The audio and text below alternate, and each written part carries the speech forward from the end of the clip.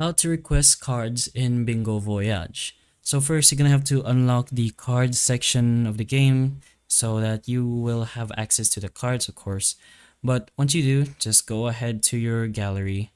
And your gallery should be found directly in the main screen. But let's just go here so that we can get to the gallery much easier. Actually, no, it's just in the top right.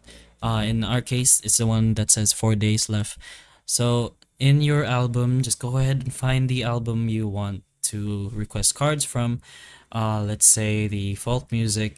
Then you can only request the ones that is still empty. So we're gonna go for the lyrics ones, and as you can see, we can get it as gifts from friends. So just go ahead and either choose the friends option if you have any you can request from, or from the club that you are in, but the club does unlock at level 20. But if you have that option, then that's good for you. And also put in mind that the cards at a higher level cannot be requested from other people, and as these ones over here. But that's pretty much how you request cards in Bingo Voyage. So hopefully the information of this video can help you, and if it can, please like and subscribe for more videos like this, and that's all.